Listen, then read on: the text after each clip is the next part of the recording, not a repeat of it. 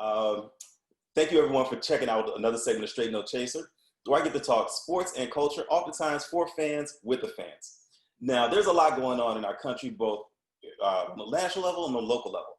We've got the third week of professional football here that's starting. We've got the start of the NBA finals that are starting tonight. The Lakers taking on the Miami Heat.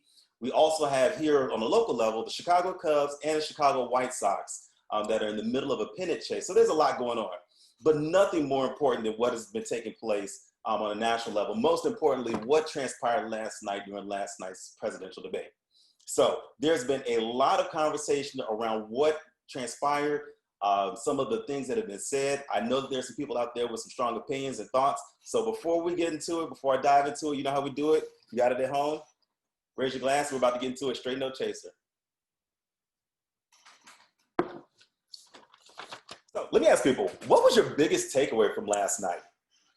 What was your biggest takeaway from last night? I know this kind of ties into, you know, did we learn anything about the candidates, some of the other things that we saw? I think the biggest takeaway for me was, I don't think we have a candidate that our country can rally around.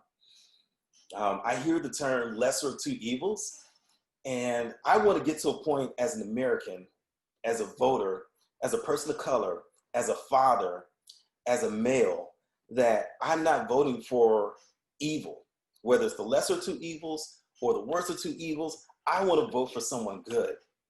And I think that's the exasperating and frustrating part for many Americans, especially as it relates to this current climate that we're in, the current candidates that we have.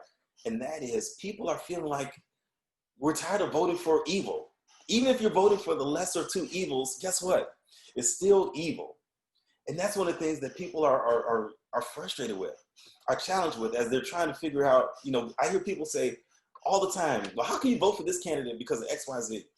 Or how can you vote for this candidate for X, Y, Z? Or you mean to tell me you're still undecided? Oh my gosh.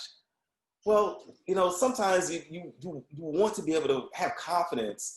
I tell people that your vote should be transactional. You know, you give your vote to a candidate, and that candidate is going to represent you both on a micro and a macro level. You know, that you have confidence that things are going to get done. And I'm not sure if the American people have confidence in either candidate. You know, I agree, Tracy. Neither candidate is perfect. You know, it's unfortunate because, you know, neither candidate is perfect, but I don't think either candidate is good. You know, that's the reality of it. You know, that's my personal opinion.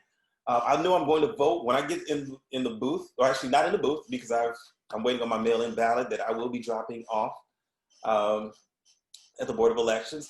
But I just feel like, you know, right now I just don't see a good candidate. I just see one that isn't as bad as the other.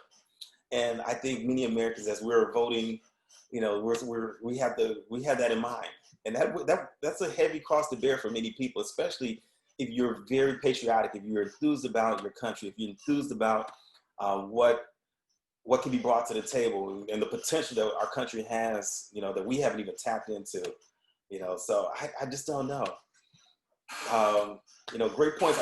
You know, Tracy got some great comments.